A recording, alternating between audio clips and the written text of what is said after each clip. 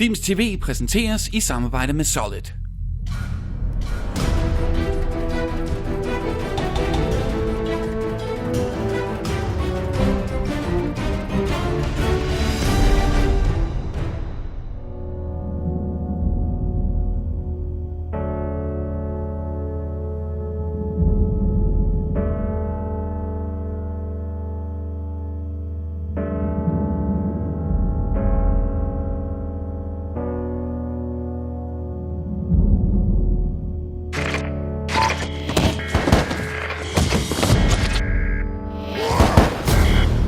Tonight allows people a release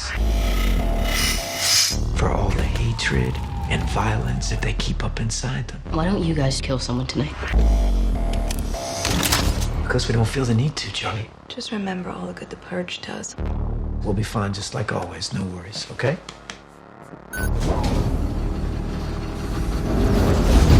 I denne uge er der biografpremiere på The Purge. Filmen skildrer et USA knap 10 år ude i fremtiden, hvor arbejdsløsheden og kriminaliteten er tvunget i bund. Da finanskrisen og forbrydelsesraten tvang nationen i knæ, besluttede man nemlig at give befolkningen en nat om året, hvor al kriminalitet er tilladt. Og det har tilsyneladende hjulpet befolkningen enormt at få afløb for alle voldelige impulser og aggressioner. Til gengæld lider alle de fattige, som ikke har råd til det sikkerhedsudstyr, der beskytter de rige, såsom familien Sanden, der dog kommer under angreb, da deres søn lukker en hjemløs mand ind under den såkaldte Purge. Der er altså tale om en thriller, der ikke blot går i flæsket på kroppens nervesystem, men også USA's katastrofale klasseskæld, våbenlovgivningen og voldsstatistikker. Og som det eneste danske medie har Filmz TV talt med filmens instruktør, James DeMonaco, og produceren Jason Blum, som har produceret en lang række prominente skrækfilm, det er blandt Sinister, Insidious og Paranormal Activity-filmene. Og vi fik talt om alt fra filmens kontroversielle koncept, til hvordan man skruer en så flot mainstream-film sammen for blot $3 million. We're gonna make it through tonight, and everything is gonna be okay. Nothing is ever going to be okay again. It really sinks its teeth into sort of the social inequality of the U.S. and gun control issues, yes. NRA and so on. And were you worried about the response it would get in the States because it's controversial subjects that it's taking up? Oh yeah, we were. I was ready to take the hits. I think whenever you present something, it's like a boxer stepping into a ring, so you got to be ready to take some hits from the critics and the audience and stuff. But yeah, we were concerned. I think the studio was even more concerned. They were very concerned about how it would be received. The movie exists in a very gray zone. I always wanted it to be like a 70s film, that there was no real hero, there was no really antagonist or protagonist. Not everything was very well defined. And so they were very worried. They were very worried that... And it was. Listen, there's many critics of the film who think it's Hollywood propaganda, liberal propaganda, and so we took our hits. We definitely took a lot of hits, but I'm willing to take them. We want, Ethan and I are old friends, and Ethan Hawke, and we think that sometimes it's fun to kind of be, to be provocative, and you got to get people talking. I don't have answers for anything in society, but I think as storytellers, it's always good to get people talking, and that's all we can do sometimes is create some kind of discourse. I think there's a problem in America.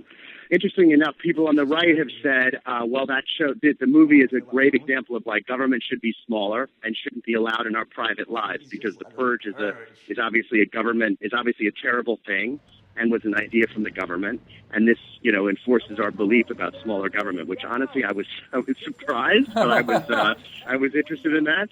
That's the audience's prerogative, that they have the right to interpret anything the way they want to. But that is very strange to me. When people do take a very conservative approach on the film. Some people think it's a pro-NRA film, which I have no idea how you can interpret the film as a pro-gun film, but there are people who do that. I guess we all have to justify our own existence, and when we see something, we like to make it fit into our own reality. It's very odd, though. but how did this notion of the Purge come to you originally? To be honest, man, my wife said something very strange one day. We were driving through Brooklyn, and we got cut off by a drunk driver. We were almost killed, and I got into a fight with the driver, and he was trying to hit my wife. He was a very bad person, and wow. After the cops separated us, they came, and we got back into the car. And I preface this that my wife is a doctor. She's a very good person. But she said, in a fit of anger, she said, wouldn't it be great if we all got one free one, meaning one free murder a year? And I was like, honey, that's a terrible thing to say. But it stayed with me. This notion of legal murder and then I turned it into this holiday in the future because I thought it would be a very interesting way to maybe make a statement about violence in America. So it kind of stems from seeing violence in other countries, the depiction of violence on the news, and then my wife's statement. It all kind of came together, and the Purge was born.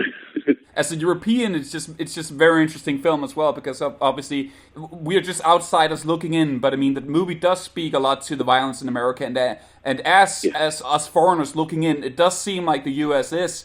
It is a country that has a lot of violence just in its mindset, and it's plagued a lot by violence. Do you have, this may be a slightly pretentious question, but do you have any thoughts on why that is? Listen, I'll be completely honest with you. I have no idea. I will say this, though. I always say that we live in a society of fear, especially after 9/11 now. And I know there was violence in America before 9/11, but from my time, the present time, I think a lot of stuff comes from how Americans are living in this great like wall of fear. We're just terrified of everything, and I don't know. It seems to have really been heightened after 9/11. And you do feel fear. When I watch the news in America, I was just watching something this morning with this terrible hostage situation with this 2-year-old girl being held hostage. And it's on every channel now. Like you see so much of it. The imagery was so bombarded with images of violence, 24 hours a day. And that's what I wanted to kind of show in the film with the surveillance, the opening credit sequence, that we are just hit with this. And I don't see it. I lived in Canada for a while. I've lived in France. I didn't see it there. I didn't see the same level of fear and worry, and the depiction of violence on the news shows was much different than it is here in America. And but it's hard to pinpoint where it all started. That I have no idea. I guess I'm not that smart. But also, it's just interesting me just looking at how movies are perceived differently in Europe and then in the U.S. Like here in Denmark, if you had a comedy, a romantic comedy where people say "fuck" like 3 times, you could still go in and watch it if you're just a small kid, because it's apart from that, it's a small innocent film. But I mean, but if there's people shooting each other, then you have to go with an adult. But in the U.S., you can have a PG-13 film where like 100 people are shot up and it's bloody and it's violent. But if you say "fuck" twice or show like half a boob, then you get R-rated. It's just this very different procedure to your. So different. It's insane, Johan. It's absolutely insane. We can't show. You can't show nudity, but you can show someone get beheaded. It's it's so weird. Something, and it's the pure. And then a lot of people think it goes back to the puritanical. The original, all the puritanical values back from the 1800s and the religious movement early on. How that, created this kind of hypocrisy within the system. But it's very hard to pinpoint. But there's a double standard here that is very strange with violence versus sexuality. That is, it's actually troubling when you really analyze it. Yeah, but I'm so amazed that you can squeeze so much out of such tiny budgets. I mean, The Purge and Sinister both cost $3. I mean, that's just crazy. Is there some sort of top secret producers voodoo at work, or how do you do it?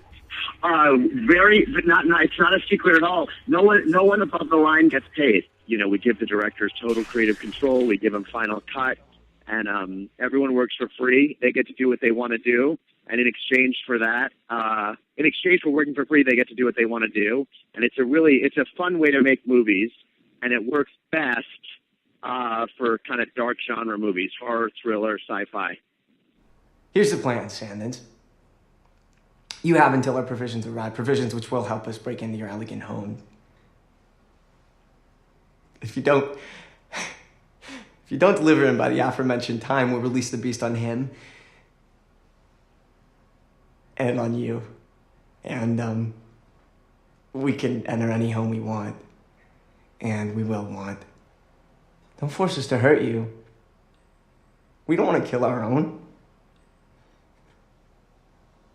Please just let us purge. Husk, at du kan finde alle vores tidligere Filmz TV-udsendelser på Filmz under Filmz TV-fanebladet, og også på videovideo.dk, i iTunes og via vores gratis video-app.